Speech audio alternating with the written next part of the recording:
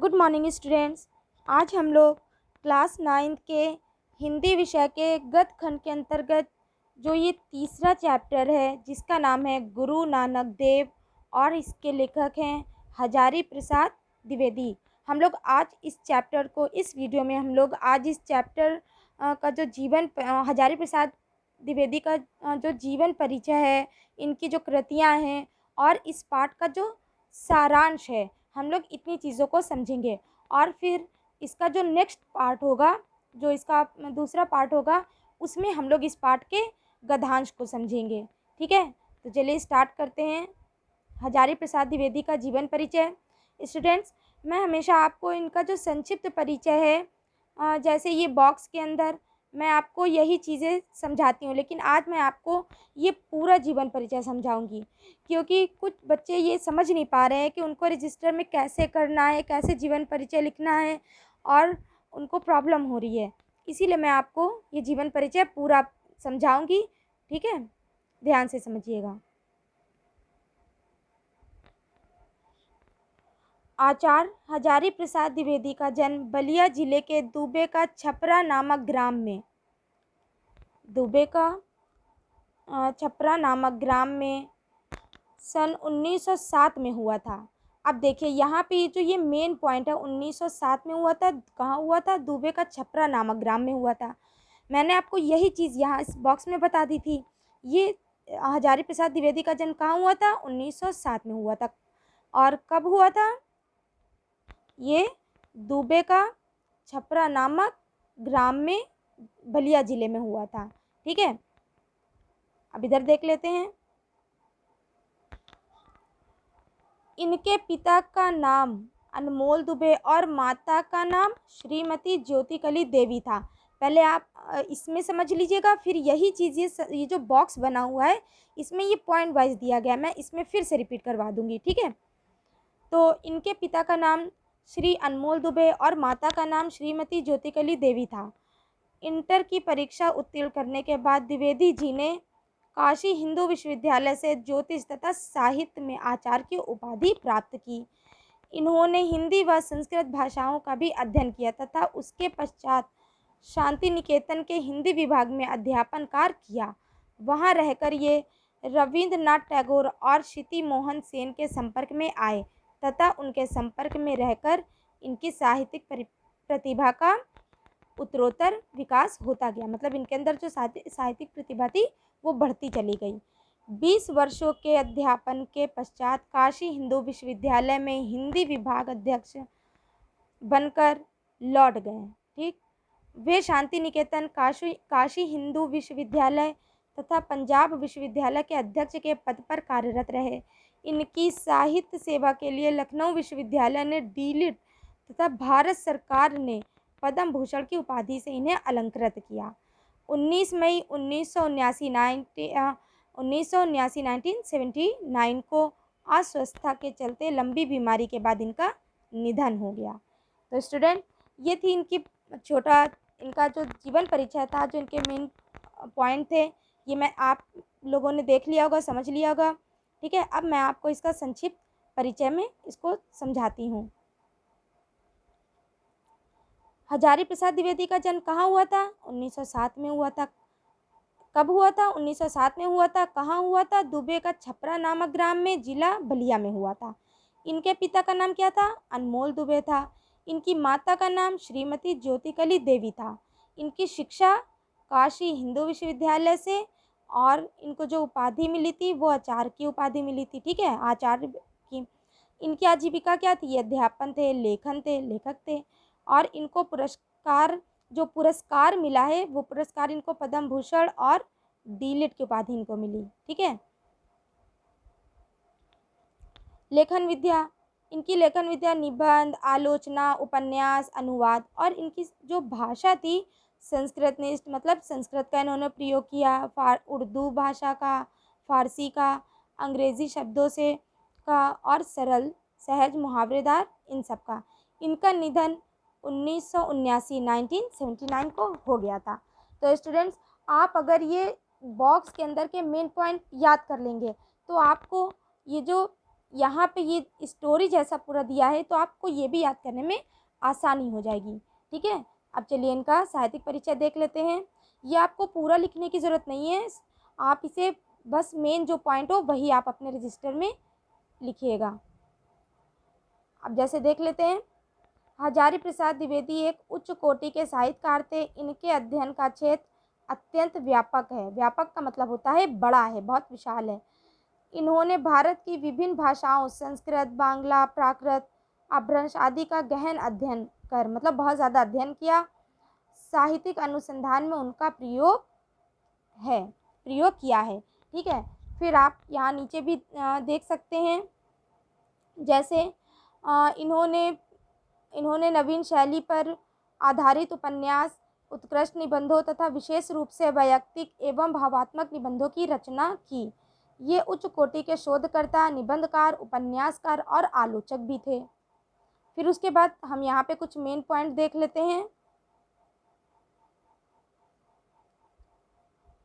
इन्होंने सिद्ध साहित्य, जैन साहित्य और अपभ्रंश साहित्य को प्रकाश में लाकर तथा भक्त साहित्य पर उच्च स्तरीय समीक्षात्मक ग्रंथों की रचना की है।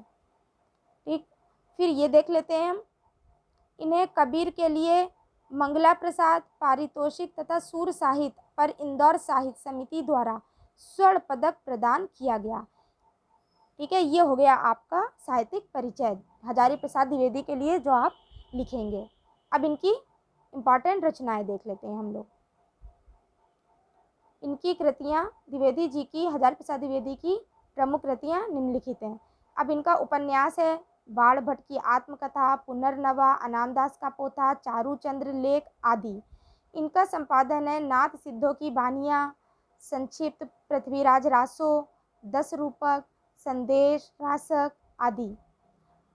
निबंध लेखन है अशोक के फूल, विचार और वितर्क, साहित्य के साथी, कल्पना, कुटच, विचार प्रवाह, कल्पलता,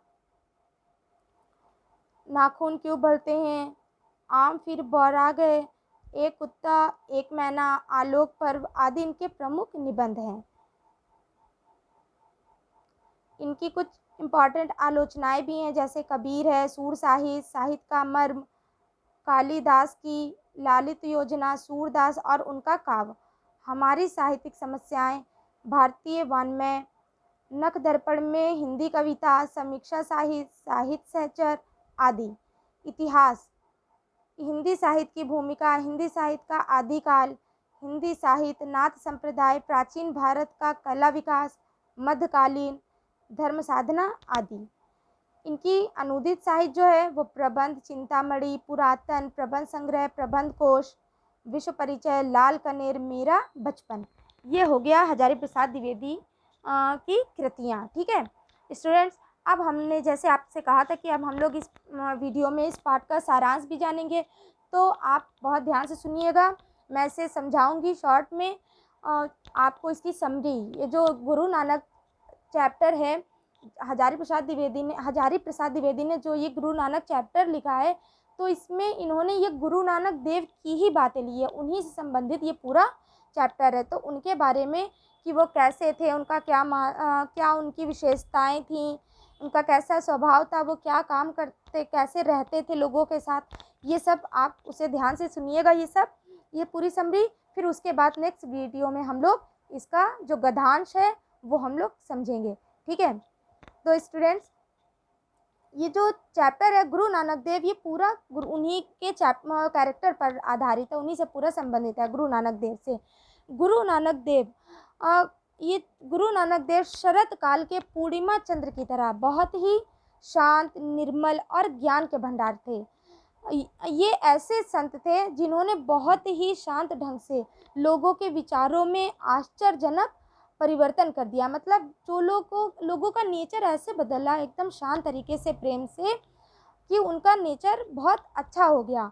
वे लोगों को उपदेश नहीं देते थे, बल्कि कुछ ऐसा करते थे, लोगों को ऐसा सिखाने का प्रयत्न करते थे कि लोग बदल जाते थे। गुरु नानक देव बिना किसी का दिल दुखाए, बिना किसी को चोट पहुँचाए, बिना दूसरों पर मतलब उनको कटाक्ष किए, बिना किसी को कुछ कहे मतलब किसी को बुरा भला कहे बिना ही वो दूसरों के बुरे संस्कारों को ख़त्म कर देते थे। लोगों के आचार विचार में इतनी बड़ी मतलब उन्होंने परिवर्तन लाने वाले ऐसे गुरु नानक देव थे।